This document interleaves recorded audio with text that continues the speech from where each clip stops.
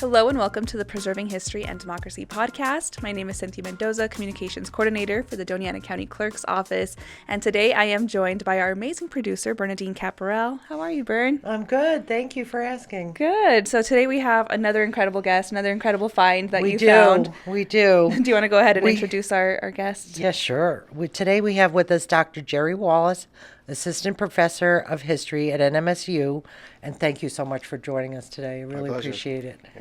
Can you start by telling us a little bit about yourself? Sure. Yeah. So my name is Jerry Wallace, and I'm the director of the Public History Program at NMSU. I also was born in Las Cruces, so I have this unique opportunity that a lot of scholars don't have, is returning to your hometown and being able to sort of not only contribute to teaching in the community, but also like being able to focus on understanding your own sort of identity and understanding local history. So a lot of my work is grounded in the field of borderlands history. I'm also an environmental historian. Mostly my work is focused on historic preservation. And so I'm really focused and really interested, as you can tell from what we're about to hear today, is the meaning of buildings and the different meanings people give to buildings and what they mean for a community. So I'm really interested in neighborhood identities, and that's what is at the heart of this article, is understanding neighborhood identity. Cool. Can you tell us a little bit about the Bellamah housing developments and kind of how it started? Sure. That's a loaded question, by the way. Yeah, that's the whole podcast. Right. Yeah. Would it be all right if I kind of share like how I got into the project? Oh, yeah, I would absolutely. love to hear Perfect. that. Yeah. So when I was at UNM, I was actually working on a dissertation that looked at human-animal relationships in the American West, and I was really fascinated by the idea that animals had reclaimed all of these nuclear spaces after World War II. So in Los Alamos, there was this massive deer population explosion that was causing all these problems. By the way, that's a forthcoming article that I'm working on right now. Cool. Sneak peek. Yeah. Yes. And then I was interested in Rocky Flats and about how animals had come back into Colorado, and then these other the Nevada test site. So I was interested in these places that kind of were off limits for humans were now these like incredible places for animals, and I was really interested in that. But the thing the thing about Los Alamos is the deer were not playing fair. They kept going into cities, and I didn't know how to write about cities. I knew how to write about the animals and nature, but I didn't know how to write about them in the city.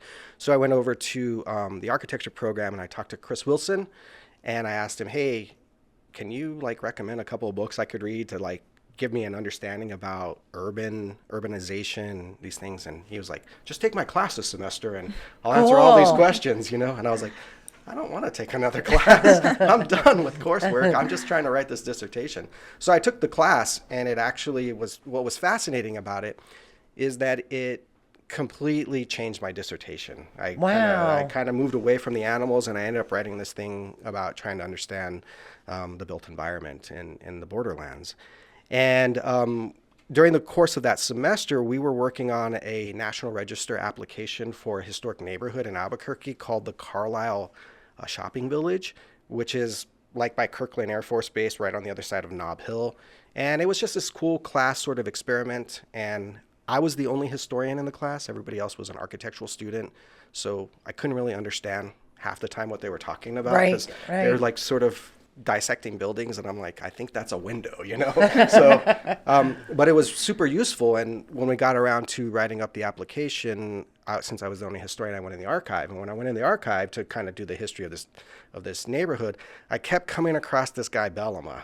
And the first thing that came to my mind was like, that cannot be the Bellamah in Las Cruces, the one that's right by Lynn Middle School, Lynn Junior High, by Young Park. That can't be the same Bellamah, but this is such an unusual name. Right. So as I was waiting for the documents to come for the project I was working on, I noticed that there was this really small collection. It's about like this big. And it's literally 3 folders in this little small box. And they brought it out to me, and I just scanned everything in it. And I was like, there's something here, but I don't know what it is, And it was just promotional materials, which you see in the article. Right. So I filed that away. I went home. I organized the collection, and other just being kind of like blown away. I didn't really know what to make of it. So I finished the class project, and when the summer came, I opened up that file again, and I realized there's something here, but I just don't know I don't have the ability to talk about it at the moment. Like I don't have the skill set. Like it's something. So I started slowly working on the project, and then Chris Wilson actually talked me into doing the historic preservation certificate. So this became my capstone project, and so I basically slowly dissected and tried to understand Bellamah. And so it became this thing of the first thing that I kind of noticed right away is that outside of that small promotional collection, there was nothing on the guy. He was a couple of footnotes and a couple of like dissertations at UNM. He was mentioned by several of the sort of historic preservation scholars in Albuquerque that had worked on things, but they kind of just mention him like, oh, Bellamah, this guy that built all these homes. And, they wanted to talk about the other two developers, which were Hoffman and Snow. And so Bellamah kind of was relegated, and then I became really interested because I felt like he was really relegated in Las Cruces as well, right? There's Mesquite and there's Alameda. And then people have sort of forgotten about Bellamah. So that became the interesting part for me. So I wrote this article. I presented a paper at the Western History Association conference in 2014. And it was there in that conference that I realized that that Bellamah was actually about me. And the reason why it was about me is I was born in Bellamah. I just didn't make that connection until I got these aerial photographs. And when I presented, I showed everybody that attended our panel exactly the house that I was born into. Wow, how cool is that? And so in that moment, I had this sort of like aha moment in the middle of like this, it like started clicking.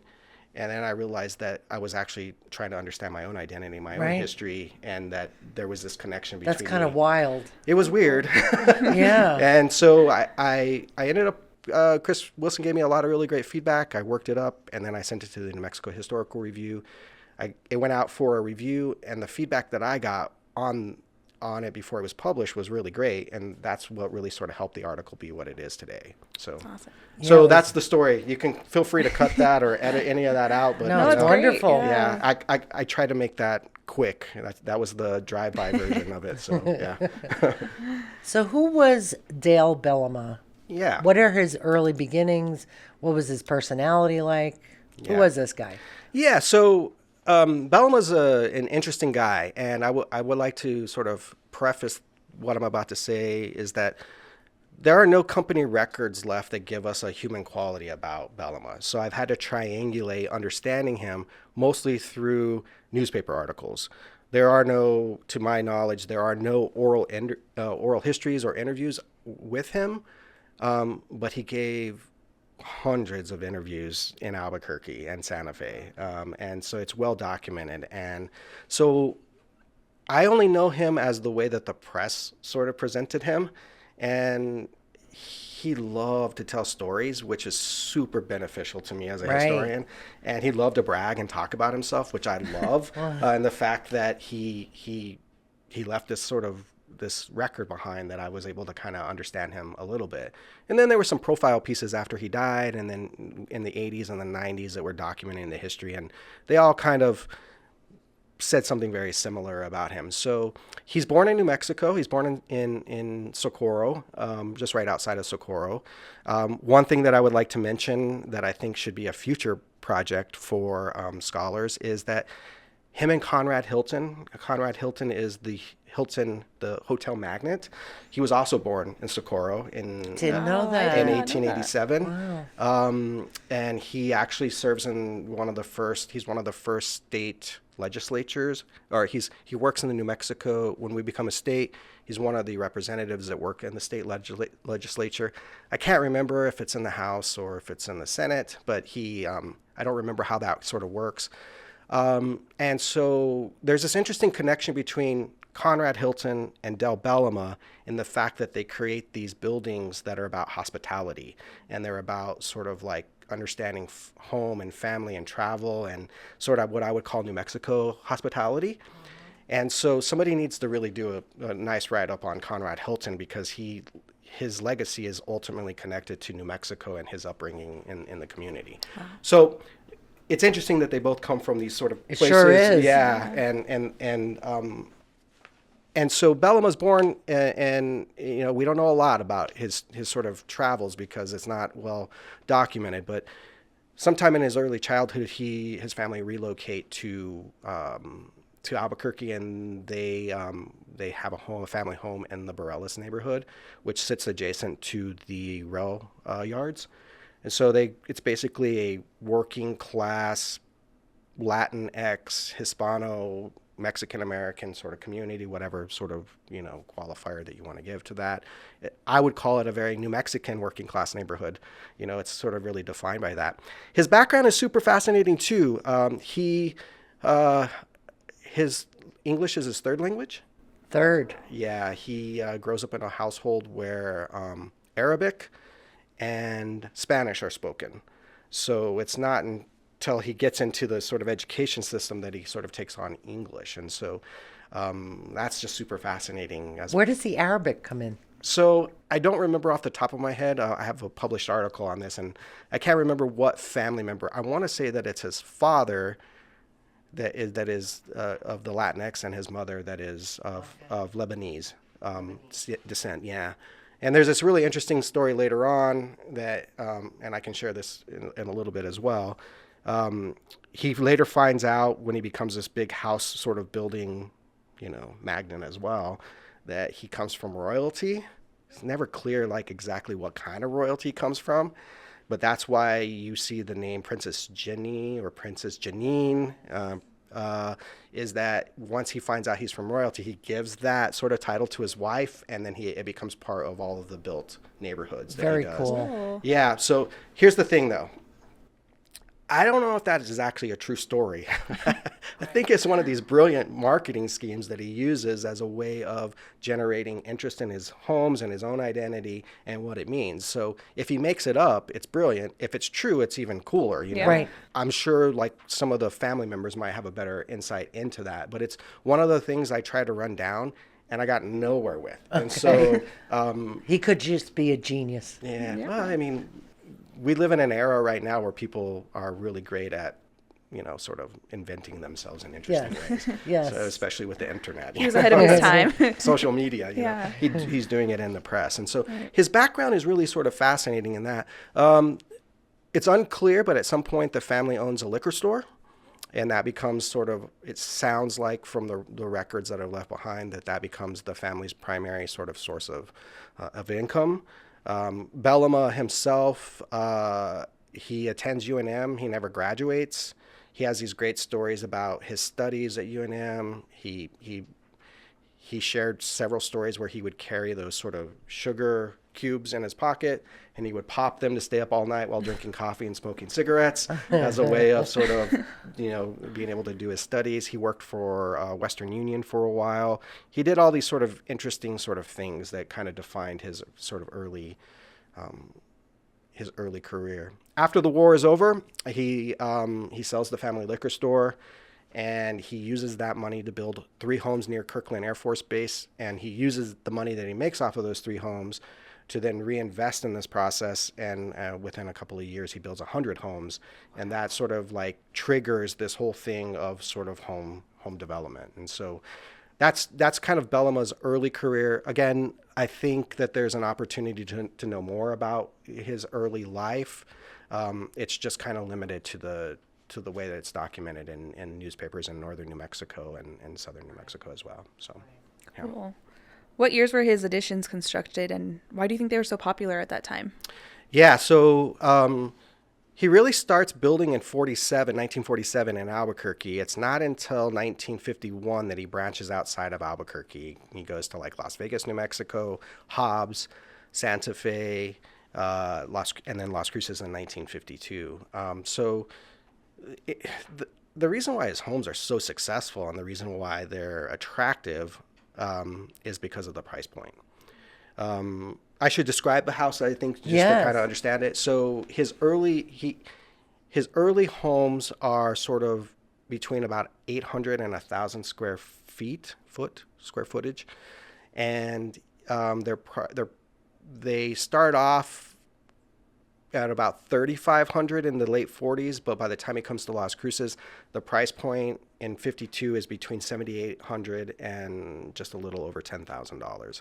He brags on all the promotional sort of material that the that your monthly payment will be between $49 and like $62. Oh man, that Can you sounds imagine nice. that? Yeah. That would be amazing, right? Right. And so those houses are priced for New Mexicans, for working class New Mexicans, and that's why they become so popular, is because they, for the first time in the history of the place that we call New Mexico, allows New Mexicans to own a home.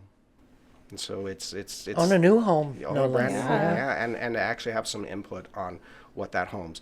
Now, to also sort of expand the question just a little bit, these homes look different in each community that they're built in. So, and what I mean by that is the homes in Albuquerque are a little bit bigger.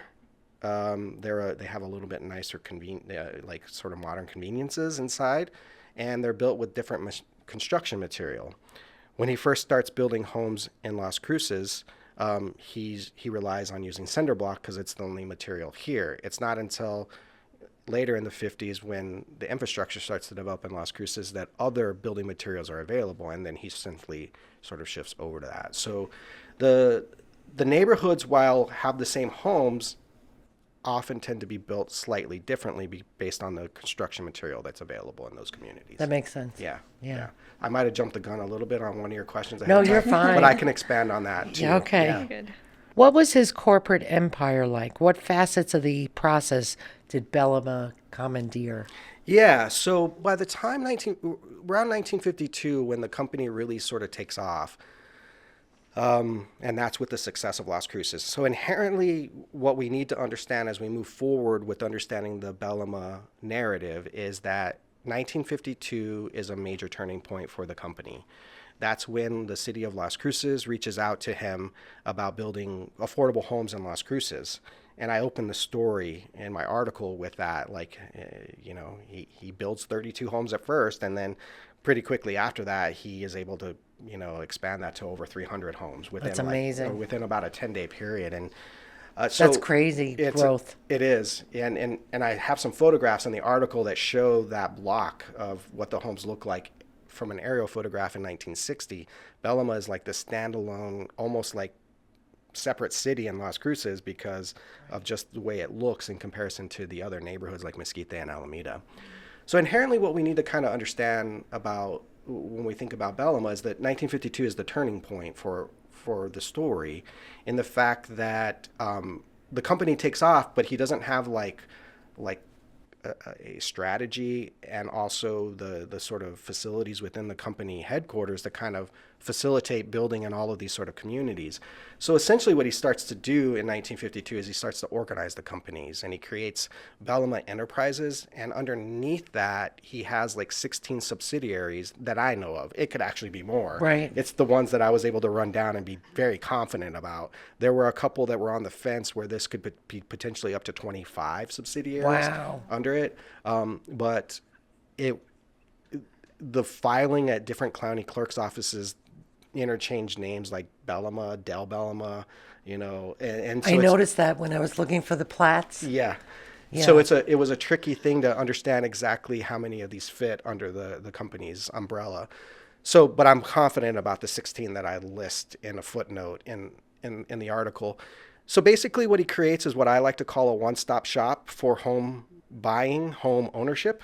And basically, he under one of these subsidiaries, what the company will often do is buy large tracts of land. They will then plot the land to a subdivision, and they plat it, and then they create the lots, and then they basically have people come into the company headquarters, and from there, you pick the lot, you pick the home, and then they file all the paperwork with the county and the city and whatever it might sort of be. So Very convenient. it's very for the convenient. customer. Yeah. It's also, I think, home ownership is, even today, home ownership is very intimidating, I think. And when you go to sign on a home today, you're like, I really should read this. Right. It's too many words. It's this massive Where's my contract. lawyer? Yeah. And even if you read the words, you're like, I'm pretty smart, but like I don't understand what all of them mean together, Right. So I think he takes the intimidation factor out of home ownership, and I think he makes it accessible for a lot of New Mexicans. And so that in itself is sort of brilliant. He also creates this sort of committee. He calls it like the architectural, it has a really buzzy name, but it's it's an architectural committee. And that committee is constantly reviewing the designs within the company's homes. The designs, I always use this when I give a public lecture on Bellamah. I don't actually think that his homes are sexy at all. I would say that they're actually the opposite of sexy. But they're homes, Right. and Functional homes that actually can withstand the dust storms that we have in the Right. spring. They're solid, and they allow people to participate in the 1950s and 60s in this larger sort of cultural trend of patriotism and homeownership and conformity that I talk about in the article as well. So it's a gateway. His homes are a gateway into owning a home and then selling that home and transitioning into something else. It's a gateway to the middle class for New Mexicans. Very cool. Yeah, and so but his home designs aren't at first are they're kind of like what we would think of today as like big shopping places like Walmart and Target. There's these big boxes, right? They put a little like nice little parapet on it to make it look like something, but it's really just a big box shopping sort of place. Bellamah's homes are kind of like that same thing. They're just these boxes, But he realizes that people want, some architectural characteristics in their homes, especially in the Southwest. And his biggest clients are transplants that are moving to the state of New Mexico. Oh, that's interesting. Yeah, and I'll give you some stats on that in just a second. And so most of the people that move to New Mexico, they want one of two things. They either want a home that they're familiar with. So he designs he has an architectural style that he calls Colo Rock, which is like a traditional ranch style kind of home. And then he has one that he refers to as the Pueblo, which would be like the Pueblo Spanish Revival that's so popular in Santa Fe at the time. And people that are moving here or already live here want one of those two architectural styles. But they're constantly thinking about how to make it more attractive. And so by the time we get to the 60s, those homes, the characteristics of those homes are much different than they were when he was building them in the early 1950s. So they take on more of a New Mexico vernacular. They look New Mexican, Okay. I would say, yeah. One other thing I want to talk about when we look at the homes as well, and we look at home ownership and to kind of tie this stuff together, what's also really fascinating is you have to look at, actually, I'll wait. I think the next question is going to actually Okay, do this. there we go. Yeah. Sure. So can you talk to us about translocality, what it is, and the concept that influenced the design of the homes? Yeah, this is a great question. So there is no easy definition of translocality, and I actually refer to it as the translocal because it flows a little better than translocality. Translocality kind of makes it sound really complicated. So I came across the translocal when I was writing this article because I was describing the translocal, although I didn't know what I was doing. And somebody that had peer reviewed my article was like, "You're talking about the translocal, you should really look up translocality." And so I did. And it really made what I was talking about super complicated. And so here's my attempt to kind of understand this. First thing I should say is that translocality and the translocal is not a term used by historians. So this was my attempt to kind of think outside of the box and to bring in other concepts and theories into really trying to understand the Bellamah narrative. And so the translocality is a concept and a theory used by mostly migration study scholars, by social geographers, by environmental psychologists. I still don't know what that particular group of people do, but it sounds very fascinating. And what they're really trying to understand is how communities nearby influence one another or how they have a relationship with one another. So let me give you an example, and maybe that will help sort of ground the understanding of the translocal. Las Cruces and El Paso have more in common with one another than Las Cruces does with Santa Fe and Albuquerque, and then what El Paso has with Austin or Dallas or Houston. We are constantly informing one another in this borderland relationship of Las Cruces. We're dependent on each other for things, although I think Las Cruces might be a little bit more dependent on El Paso, like the airport, for electricity, for, better hospitals sometimes, lots of things, and, vice versa.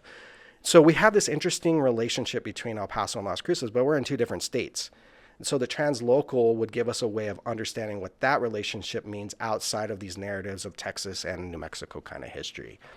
And so one of the challenges when I was writing Bellamah was that I kept using this phrasing that the neighborhoods were on the move. And people were like, dude, neighborhoods do not move. They're really fixed in a geographical space and they don't get up and they move. But I was like, well, this neighborhood moves. And the reason why it moves is because Bellamah essentially built the same neighborhood that he built with the original Bellamah addition on Las Cruces. He essentially takes that template, that plat, that subdivision plat, and he builds it in almost every community that he builds homes in for between 1952 and 1960. And actually, you can make the argument all the way to 1975 after he dies that template was used in Colorado Springs.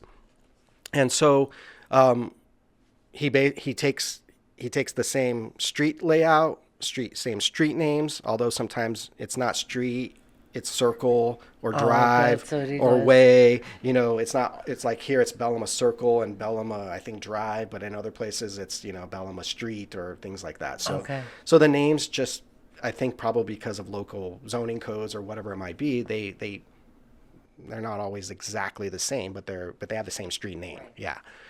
And so what the translocal, so I guess the thing that I struggled with was the fact that I kept saying the neighborhood was on the move and I didn't have a way of using it. And what the translocal allowed me to say was that the neighborhoods are fixed. It's the people that are moving through them and that are having, ultimately it allowed me to say the next phrase, which I think if there's anything I want people to get out of both the article and to get out of this podcast, is that what Bellamah ends up creating is a shared lived experience across the state. All New Mexicans that lived in Bellamah had a similar experience. They lived in the same homes. They played on the same streets, whether they were named whatever they were named, but they had the curvilinear streets. They were all from the same socioeconomic class, and they all were sort of raised with access to the same kind of strip malls that had a small little community grocery store. If you look at the original Bellamah edition, it's sort of flanked by two strip malls. One is the Solano Square where Baskin Robbins is. The other is where FYI is today. That actually used to be a grocery store called Furs. And both of those shopping centers had these 5 and dimes called Mott's 5 and dimes. And so people had access to those. And if you go and look at Loma Heights too, there's actually a couple strip malls that are sort of on the outskirts of that as well. All of them came with a school. In Albuquerque, for some reason, he built a community pool. He never built community pools here, so we got we missed it. Yeah. We got ripped off. Yeah, maybe we didn't factor into the budget on that one. But so when people live in these neighborhoods, they had a very shared experience that I would argue, and I would challenge somebody to prove me wrong. And I don't say that with confidence. I say that because I would love to know if this happened outside of this. But I don't think that this happened anywhere else in the United States or the world. This is a very isolated, self-contained experience where Bellamah built the same neighborhoods and the same homes across a large geographical space of West Texas, Southern Colorado, and all of New Mexico. And because of that, I just don't see that happening any other place. Cliff May gets close to doing it in California, but he has so much competition. John F. Long in sort of Phoenix may have had something, but it's still in Phoenix. So we're talking about thousands of miles that are separating these Bellamah neighborhoods, and they're all the same. And today, even if you go into them, they've all kind of evolved very similarly. And so the translocal, I'll say it again, the translocal gave me the opportunity of really talking about this shared lived experience that was very unique to both the Bellamah homes, the Bellamah neighborhoods, and most importantly, to understanding Cold War culture and New Mexican identity in the 1950s through the end of the 20th century. Very well put, because that's a hard concept, I think. Yeah, you will find that everybody, if you were to Google this, the translocal or translocality, nobody agrees on the definition. Everyone of has it. different So definitions. I basically have defined it the way that I'm using it and how I think it's applicable to understanding Bellamah. I'm working on a book right now in which I'm using the translocal too, and I'm using it in a slightly different way. Okay. So yeah, and that's looking at the Trost and Trost architecture company at the turn of the 20th century. We'll have to have you back and talk about that. Yeah. Okay, that sounds Yeah. great. So what are the key processes that shaped home ownership in the early Cold War period?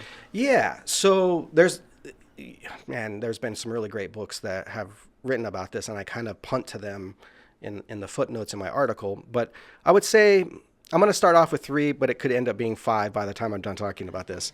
Yeah. So what's really fascinating about the post-World War II history in the United States is that the government was really invested in seeing Americans succeed. We could have all kinds of political discussions if that's actually relevant today or if that's actually ongoing today. But because we were in this contest of values between the United States and the Soviet Union, the government was really wanting to brag to the rest of the world, hey, look, Americans are successful. And one way that Americans are successful is that they own homes. And so home ownership and home identity became this sort of selling point or bragging point that the United States was using to the rest of the world. Follow us, and these are the things that you can get. What was also really great about that, and one thing that I probably should have spent a little bit more time talking about, is that so this period is really unique. The government is heavily investing in the success of Americans and American families. Family identity also becomes important in this sort of contest of value between the United States and the Soviet Union. What was also really brilliant about that time period is that most of the time it was a one-person occupation and income that was supporting this home ownership. Not always, but that is not achievable at all by today's standard. Not even close. Yeah, so the government was really invested in seeing the Americans succeed, and one of the ways they were really invested in that was through providing loans, 30-year home loans to Americans so that they could buy, so that home could be affordable and also accessible. Now, that's not a program that starts in the post-World War. It actually has its roots in FDR's New Deal programs of the 1930s, starting about 1934. What we see is that through Truman and then Eisenhower, the government puts a lot of money into those programs so that Americans can take advantage of trying to own a home. That trickles down, that plays out differently in lots of parts of the country. And so a lot of historians have tried to make this sort of very seamless connection of what's happening in Levittown in sort of... I was trying to remember the name because I'm from New York. Yeah, it's from New Jersey too. Okay, yeah. so... Yeah, and so... everybody knows Levittown. Of course, yeah. And everybody that talks about this period of home ownership talk about that. But right. In my dissertation, I actually argue that somebody else is responsible for that movement. It's not the Levitts. Oh. It's Cliff May in California. He starts doing this way before the Levitts ever. Oh, look at that. Yeah. Different discussion for a different day, Right. But this is playing out differently in all of these different places in the United States, and that's and you can't compare what Bellamah is doing to the Levitts, although they're doing the same thing, but their audiences are way different. So so the first thing that the government does is it invests in these kind of loans. The second thing is by also investing in its returning veterans. So it makes home ownership through VA loans accessible. And if you look at any promotional material of Dale Bellamah's company, it brags in as many places as it can that he supports VA loans and that it's part of this one-stop process. Right. We're going to help you with that loan. You don't have to worry about the paperwork. We're going to have it all ready for you, kind of thing, Yeah. And so Bellamah takes advantage of both of these sort of government subsidies as a way of kind of growing the home. So that's one of the processes that's happening there. The other is that the government is heavily investing in infrastructure in the American West. It realizes during World War II that the West is this untapped place of resources, whether they're actual natural resources or just the year-long great weather is a place where a lot of companies can can relocate and then build these facilities where they can work year round, as opposed to kind of navigating the weather of the American East or the Northeast. And so the government during World War II spends about $70 billion in government infrastructure development in the American West. About 40 million of that goes to California for like infrastructure development. But New Mexico, because we have an amazing governor and senators during the New Deal programs, that would be Senator Martinez and Governor Tingley, are able to funnel a lot of New Deal money to New Mexico, and it really helps with infrastructure development. And that continues during the war. And so because the government is investing in infrastructure, it's now drawing people, it's luring people to the West. And that happens in New Mexico. And so I'll give you these numbers. They're slightly not, they're a little bit off, but only by maybe a couple hundred people. The population of Las Cruces in 1940 is about 8,300 people. The population of Las Cruces in 1950 is about 12,300 people. But in 1960, the population of Las Cruces is just a hair under 30,000. Wow. So in a 10-year period, it almost triples. It's a little more than 2.5 times the population. And there are two things that are really doing that in Las Cruces. One is White Sands Proving Grounds. It becomes White Sands in 1958, and New Mexico State A&M, which becomes New Mexico State in 1958. So 1958 is another interesting turning point in Las Cruces sort of history as well. But those processes, as you can kind of see, are bringing thousands of people to Las Cruces, and there's a home shortage. Right. Where are they going to live? Where are they going to live? There is not that kind of infrastructure in Las Cruces, so Bellamah is addressing that need not only in Las Cruces, but in Albuquerque, and Santa Fe, and Hobbs, Alamogordo, Las Vegas, El Paso, Lubbock, and so on. So those processes, the government subsidies in investing in the success of Americans, along with the government investing in creating the much needed infrastructure so people can move here, it becomes a lure, and there's lots of government jobs that are in the community. And Las Cruces, there's not a baby boom in Las Cruces that is going to generate that tripling. Right. So what you have is an interesting sort of thing that happens starting in the 50s that goes on well through today, is that you have this transplant population that comes to Las Cruces, and they bring their own ideas of what community, what home ownership, what family sort of means. It's all inherently American. It's all nuanced based upon, other traditions and sort of other traditions, really. But so you have this interesting new New Mexican sort of cultural landscape, and so Bellamah is really building at first homes for them,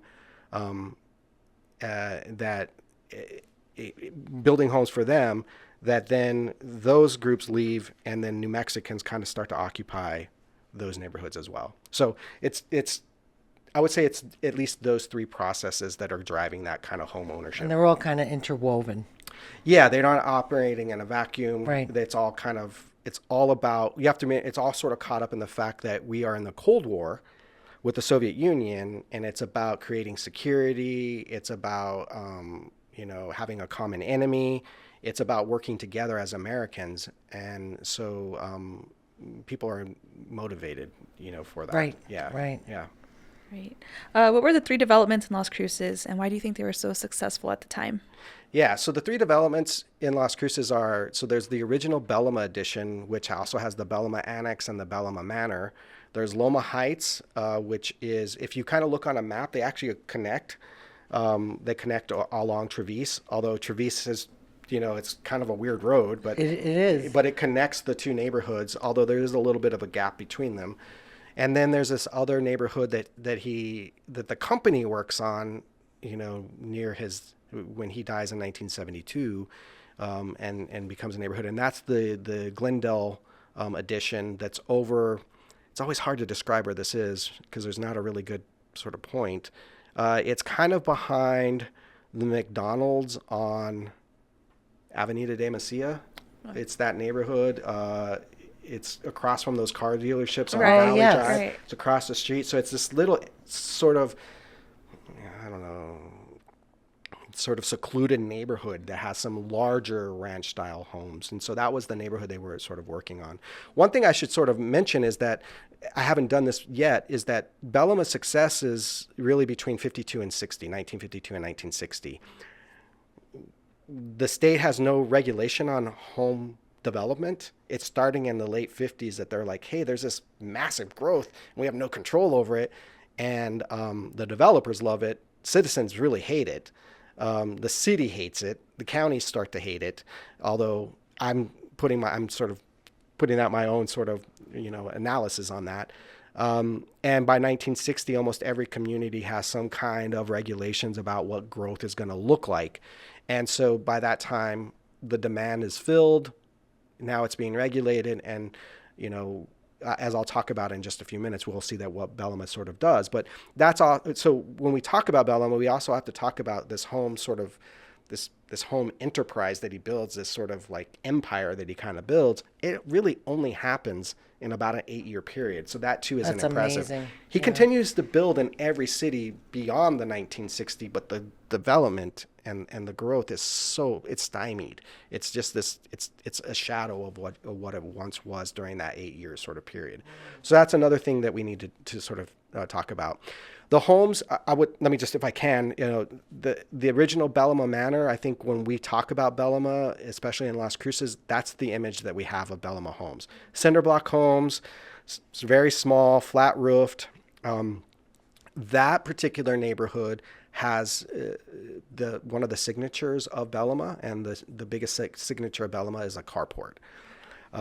He doesn't include the garage until much later, and so as a way of cutting costs, but providing at least a shade for your car, Right. Especially in the New Mexico sun in the summer, he builds carports, and they actually become the sort of characteristic of the home, and they still are today. Although if you drive through the Bellamah neighborhood today, a lot of people have gotten rid of the carports or turned the carport into another livable space. Right. They've enclosed it in some way, but just like in Albuquerque as well, the carports become the signature of the look. It was the era of the car. It was, Yeah. but also it's a cheap way that he doesn't have to enclose the garage, put a Right. garage door on it. It's just, hey, we can throw a roof and some, Yeah. some Right. steel like beams, and here you go, you're good, Right. you're good to go. Still So protects your car, and Mm-hmm. pretty cool. by the time, it's really interesting. By the time you get over to Loma Heights, which is over on the other side of town, he has a mix of car garages and carports. So he never completely moves away from the carport.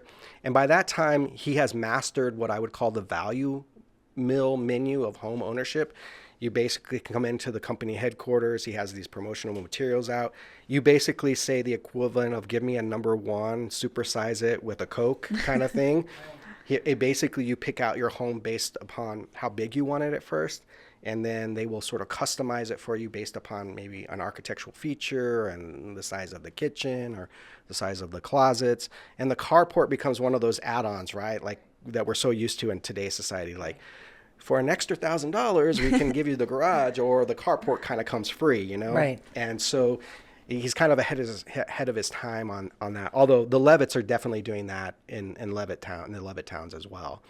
So none of the stuff happens in the vacuum. Everything that I've talked about in this podcast and the article, Bellamah is not necessarily the originator of. He is just the pioneer of pushing the boundaries of it and making it his own. And also, he's also just brilliant at making it work in New Mexico. So a lot of the ideas that he has as part of his home empire, I would say he borrows it from Cliff May in California. In fact, if you look at sometimes the promotional materials, what Cliff May was doing in 1954, in 1956, you see it come into Bellamah's promotional material. Right. you know. Cool. So nobody is doing this stuff in a vacuum. Everybody is sharing ideas like we would see in technology today Right. with like computers or software or anything like that, especially with our phones, right? Like, our phones are so similar and yet we make them seem so different, Right. based upon like whether it's Android or, iOS with Apple or whatever it might be. So he basically, all of these groups are not only in competition with one another, but I wouldn't say they're intentionally sharing ideas, but people see something that somebody else is doing. They're like, I can make that work in New Mexico, but this is how it would have to work in New Mexico, kind of thing. So by the time we get to the Loma Heights, and he's sort of doing that, he's also has a different audience. At first, in Bellamah Edition, it's just about fulfilling the need of homes. By the time he gets to Loma Heights, on the other time he opens that in 1960, his clientele is clearly those professionals that are working at White Sands. The homes are nicer. They are, I would say, cleaner. They accommodate a bigger family. They're more affluent in comparison to the original Bellamah edition. So I would say that if you were to like step back in Las Cruces in the 1960s, you would see a neighborhood that was built for working class New Mexicans in the Bellamah edition, and then you would see over in Loma Heights a community built and designed for more of an upper middle class sort of community. And that's why it's built closer to the country club, the Las Cruces Country Club, because those members will then start to fill those homes. Yeah. What are some of the upscale features he had in those homes? It's mostly so I'm going to answer the next question too, because I think the next question is about, is it about the wife planning home? Yes. Yeah, I think I need to talk hand in hand about those. So Let's do it. Yeah. So here's the brilliance of Bellamah. At some point, so one thing let me just preface this conversation. One thing I need to go back and just explain for a second is that when Bellamah starts building in 1952 in Las Cruces, it's an experiment for him. And it's an experiment because he doesn't know if large-scale home development can happen in a smaller community like Las Cruces. It's working in Albuquerque. As he's planning to build the Las Cruces Bellamah Edition, he is also committed to building the Princess Jenny Park in Albuquerque, which is a massive spread. It's like 327 acres. He invests more than like $15 million into it. I think by the time it's done, there's sort of competing times of when it's done, but we'll say by like 55, 56, he's got about 1,600 homes in it, or it's going to potentially have 1,600 homes in it. He knows that works in Albuquerque. There's massive people coming in for Kirkland Air Force Base, for University of New Mexico, for I don't know if Sandia Labs is up and running at that particular point, but there's all this industry that is driving people to Albuquerque. He looks at Las Cruces, which again, when he takes this on in 52, Las Cruces population is like, 12,000 people. 250 plus thousand in Albuquerque, 12,000. He's not sure if it's going to work. So my whole point of sort of prefacing this so that we can kind of look at that is that when he figures out that it's going to work in Las Cruces, because there's such a huge demand for it, both of these communities start informing one another. It's not like he's just isolated developing Las Cruces and developing Albuquerque. He sometimes will intentionally test out homes that he wants to introduce into Albuquerque into Las Cruces just to see if it works. And if you drive through the Bellamah community, you'll see some houses that stand out and you'll be like, why is this house here? And there's no other ones that are like it, It's because Bellamah is kind of testing those things out. And when he realizes that it works and people love it here, he's like, well, then I didn't have to waste that idea in Albuquerque. I'm going to do that in Albuquerque. Although he doesn't clearly say that, but you can kind of see it in the documentation of how things are kind of being built. And the same thing is happening in Albuquerque. Something that is successful, he will then introduce it in Las Cruces. And so one of the things that we should be clear about is that there's this relationship between the small rural community in Las Cruces and this large urban metropolis in Albuquerque, and they are informing Bellamah and his staff how people are thinking about homes and what they're thinking about their own built environment, their own community. And so at some point in the sort of middle to later stages of the Princess Jenny And I think a lot of people, I call it Princess Jenny, but I think a lot of people pronounce it Princess Janine. So I should just be clear about that in case, Abu Kenyo calls me out on that in the comments. I recognize that. I think we call it Princess Jenny here, but it's really Janine. At some point about 54, 55, I don't know how Bellamah comes to this conclusion. My assumption would be from his wife. He recognizes smartly, brilliantly, that women are actually the decider, I guess is the right word, to borrow from President George W. Bush. Hey, you like to make up words, right? Like he recognized that women have a lot of purchasing power. They don't have the money, but in the family unit, they are the ones the husbands are sort of turning to about the spatial layout of the home. And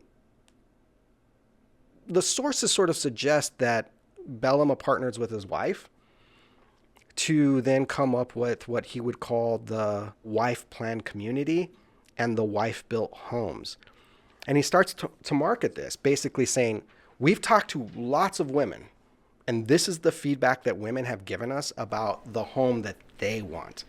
How And they, ingenious. Smart man. It really is. well, it's genius in the fact that he's a capitalist, Right. whatever sells. Like if that's Right. what you're telling me, yeah. And so she starts. You can look. It's in the article. I use one of the brochures in it. The names of the homes actually go from being these sort of masculine kind of names to being feminine names. You have the homes go from being the Caprice or like the Carlos to the Duchess or the Queen, Right. And all kinds of things like that, right? Mm-hmm. And one of the things that they start to really, I would say,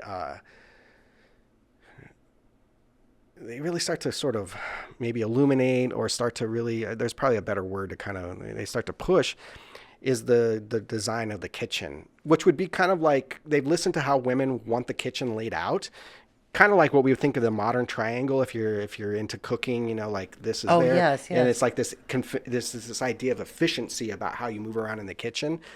Those kitchens start to get laid out in that way that would be more attractive to women, where they'd say, I looked at these other homes, the house is bigger, but the kitchen is just so efficient in these Bellamah homes, we want to do it. Plus, they start to really put a lot of money into two places in these sort of wife planned community homes, in both the closet and the bedroom layouts, and also in the sort of kitchen. And they use the modern sort of, they use appliances and sort of brand names that are very attractive in the 1950s that women would know. And so it's brilliant in the fact that not only does it give agency to his wife, because his wife kind of seems to take over this entire project of the Bellamah kind of enterprises, but there's obviously a massive tick up in the sale of homes because of the wife plan community. And basically what we start to see after the success up in Albuquerque is you see those homes, they don't always have those names, but they have those layouts that are being introduced into Las Cruces. And so that also becomes a selling point. One other thing about gender, I haven't been able to completely figure this out, but in the Loma Heights edition, and I think it's actually in the original Loma Heights, there are a lot of street names named after women. Deborah, Connie Lou. Nobody knows where those names come from. Okay, interesting. But there's a whole section of it, if you drive through there, that are just named after women. And I did beyond my due diligence of trying to figure that out. I could not. A few of the names were from a previous developer, but he took that and ran with it. And so I don't know if they were like people that worked in the office. Yeah. I don't know if they were people like, he had a contract down at the, the green yard and was like, hey, if you give me a great deal on these trees, I'll name a street after you. I have no idea, but I know enough about Bellamah to know that he was strategic in the way that he named his communities. They were always a nod to somebody. So somebody else can run that one down, Okay. So the homes go from being these cinder block starter homes to becoming these very sort of taking gender into consideration by the time he's done with it. And I think it's brilliant, and I don't know enough if other developers did this, but if they didn't, they could have really learned something from Bellamah in that aspect. So I don't know. Do you have any other questions about that? I had to answer that part of it. No, that was Yeah. kind of Okay. the crux of it. I think we'll jump down to when did he die, and what legacy do you feel he left behind? Yeah, so Bellamah dies in 1972. His wife dies a couple of years before that, and I don't remember the exact dates off the top of my head, but it's definitely in the article. A lot of reports is that after his wife died, he was really sort of crushed. He really loved his wife. Like he spoke affectionately about her in any given interview. Like you could just tell, like they had a really strong bond, and so he dies in 1972. And the company is worth millions of dollars, and it's sold by 1980. And throughout the 1980s, the company kind of morphs into all of these things.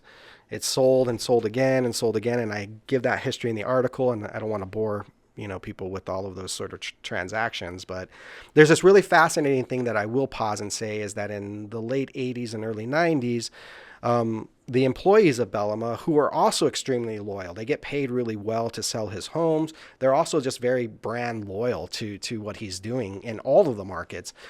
They somehow raise enough money to buy the company back for a minute. Yeah, and so it solely becomes owned and operated by former Bellamah employees. But they can't sustain the market in the late 80s and early 90s, which has shifted and become all of these other things. They can no longer rely on that model that created the Bellamah sort of enterprise, the empire. And so it ends up being, it ends up going through bankruptcy, and the company ceased to exist by 1991. But I would say that the legacy that Bellamah leaves behind for Las Cruces, for Albuquerqueans, for anybody that's New Mexican, is that